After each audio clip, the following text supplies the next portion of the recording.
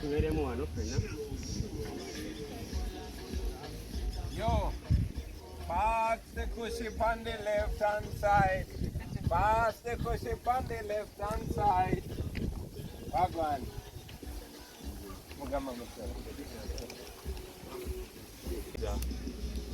Kuva His Excellency wetumanyinga Bobi Wine mu entertainment we agenda into politics kyekyabawo ku music yalingange yadda ku mabbali ate mumanyi era ebibadde bitambula nti newe yagezaako kukola concerts ze gavumenti yennyini yateekangawo embeera okulaba ng'eremesa ebivulu bino byonna byonna abangi beebuuza nti gavumenti webeera ekulemeseza kitegeeza kulekeraawo kuyimba oba kugezaako nakola bivulo. Olwaleero His Excellency Kyagulanyi Ssentamu pulezidenti waffe omulonde ate era gwe tumanyi nga Bobi Wine wali in person okuansaringa ebibuuzo ebyenjawulo ebimulina ebingi ennyo era kano akadde kamwe mwenna abali ku mikutu gino egy'enjawulo era nsaba akazindaalo nkamuwe abeeko byabagamba then tujja kufuna n'akaseera k'ebibuuzo musobole okubeera nga abaddamu ebibuuzo byammwe ebyenjawulo. Yes, Mr. President. Thank you. Era tugenda gisikanga busi. Tulina okubaonekanya makusaidi. Ya abaana mbalamusiza mikwano gyange ndaba faces nyingi zemanyi. Then ndaba ne faces nyingi zesimanyi. Naye nsanyusa okubalabako mikwano gyange benkola nabo music nubyandi Southern Magic Selector Devi n'abataliwo wano mikwano gyaffe producer Pademan, producer Tony Halls, neba producers abalala bonna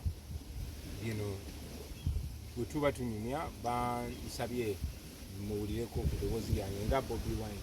So I'm here to talk to you as Bobi Wine. I'm sure you've heard from me as the president of the country, but still I'm an artist as well. Banji ba artist ba fan ba music waffe nga batugamba mwatuyimbiranga ennyimba ezitunyumira ate ne muntu wano obubaka mu nnyimba. So we still do music, of course tuli busy n'okukola emirimu gye tulina okukola naye nga kyakola ennyimba ne recently twafulumiriza yakalimba era every once in a while tujja kuba tubawayo obuyimba, but there's been questions ate nga bomanyi nti kizibu okuwa various interviews ku buli omu ow'enjawulo kumwe ate nga tuba twagala okwogerako nawe. So sazeeyo tuweeyo zino eddakiika entonotono ntekingeeyo questions mbyanukule n'emikwano gyange. Keep it respectful, keep it decent. Kuba tulina abaana bato ababeera balaba bye twogera, njagala nnyo ocommunicating ebintu ebiyamba industry yaffe n'eggwanga okubalira wamu. Mwebale nnyo, mwebalire ddala. Kati kiki muŋŋamba?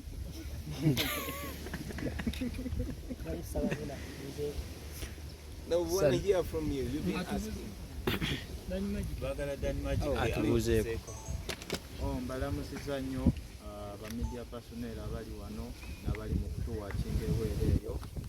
By names I'm Southern Magic, I'm a music producer. Thank you. Kati this is a question and answer session, so tusuubira ebibuuzo okuva eyo gye muli omukulu abeemu nga abeere nga abiddamu. Luzey Andrew Anderson is my name. Fenna twali twagala nnyo Bobi Wine. The transition yaliwo netugamba it's okay, though tubadde tusigala tukufollowinga buli kimu tukimanyi, buli kimu tukitegeera. Kati akayimba of course Nalumansi ko kafulumye, naye let's talk maybe a little bit about bakyali baffe abali ku ground ng'amanyi oyo muyimbi waffe n'ate n'agamba omanyi ngenda kubangamba abeereramu because embeera ebituufu buli omu abimanyi tebitambula bulungi.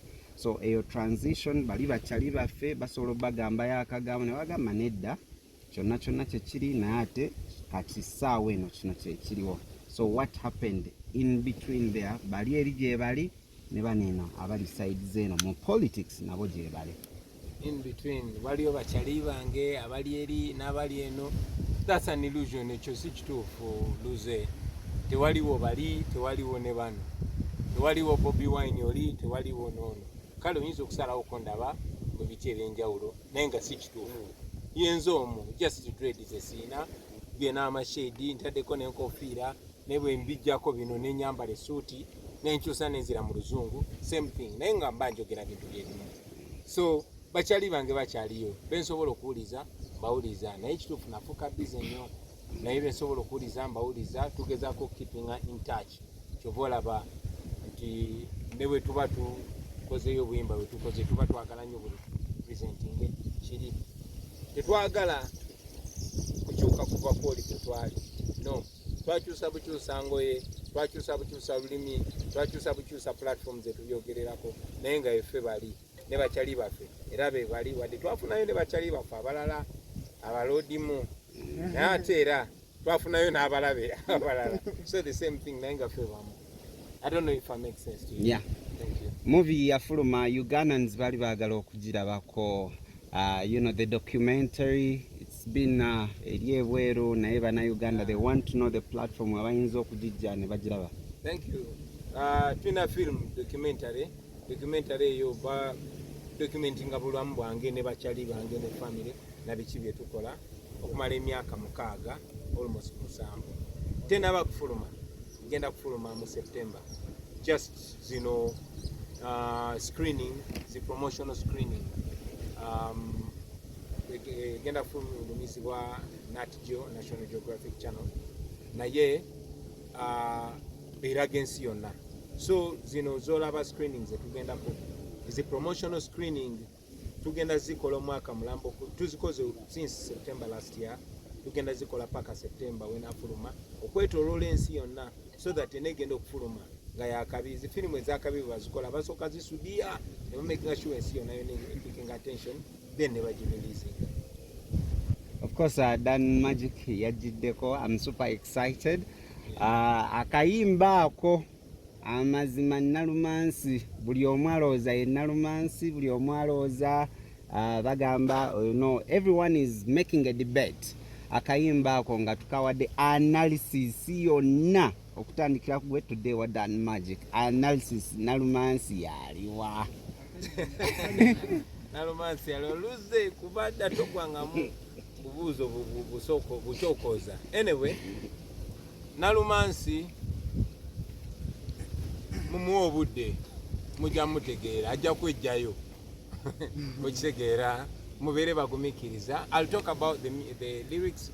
Dan Magic the producer nayogera ku the music and the production naye ffe kuva dda music waffe tetuyimba just muwawa wabula tumakinga sure tetukola oluyimba communicating eri abantu ab'enjawulo so of course that's a love song waba waluwulidde naye era luli philosophical and poetic so nga bwe tubadde nga tugamba buli muntu bwe tuyimba buli omu abeera eyo n'apikinga mu kyapikinga kakati gwe kyoba opikinzeemu kyekyo toli mukyamu njagala ogamba bannayuganda n'abatuliza trust your instinct, trust your brain, trust your interpretation. Bw'oba ofunye obubaka bwebo mwoyo waayise okukwatako naye nga Nalumansi yajja kwejjayo mujja mulaba at the right time mumuwa obudde. Sebo Dan Magic. Oh, well, nga we explaining it's a poetic song, it's a love song. It depends on how you perceive it. In most cases, we team we producing our music, we give it a lot of time and we make sure we give our fans the best. Well, I've seen different reaction concerning that song. People were talking about its sound specifically. Some were saying, some called it bogus sound. To me, I think that kind of statement was uncalled for. And today I'm going to answer this for its very last time. For us as Firebase, or for me specifically, I'm not a normal music producer. That many of you know outside there. I'm a revolutionary music producer, and I know exactly what kind of sound suits what kind of message. For those who had different thoughts about that song, for those who had complaints, for those who spoke about its sound, for those who said that, ask them, or I'm going to challenge them to go and listen to the big revolutionary sound from South Africa, the sound of Yvonne Chaka Chaka, the sound of Lucky Dube, the sound of, you can mention all the top cream de la cream artists that were revolutionary by then, and you compare with our sound, and you compare with what we put out there. I mean, we know exactly with our team. I know the artist I work for. I've been working with him for the past years, and I know exactly what he puts out there, and that is what we give you, our audience. Of course, there are few who are complaining about that, but next time I want them to use a sober mind while analyzing some of the sound in this industry. Thank you. By the way, maybe just to add on, on that magic, I've learned over time that we know kusalawo lwaki okola ekintu ffe tukola ennyimba one zicommunicating ate ekira nzi attention tetuyimba just muntu kunyumirwa. As a matter of fact, abantu abatanyumiddwa luyimba olwo bensinga okwagala, njagala nnyo nnyo abanyiiga kuba kitegeeza ntegedde. You know, I understand that magic were very offended over undermining a production here. Nyantenze njagala kukongratulating kubanga, you know, for producing oluyimba ne lufuluma mu ssaawa ebbiri ezisoose nga buli critique amaze okuwa analysis. What more do you want? You know, that means it has communicated. Making sure buli omu awulira oluyimba olwo ate abawe kirowoozo kye mumujja okutegerera nakyo buli awo kinabayamba okumanya Nalumansi yani oba banalumansi be bani. Luyimba olwo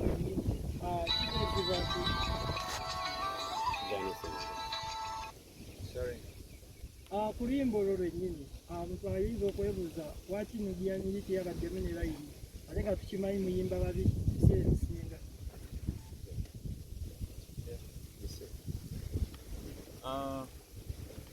Si buli buyimba nti nina otubeeramu naate era owuliriza ennyo oyinza okuwuliramu eddoboozi lyayo.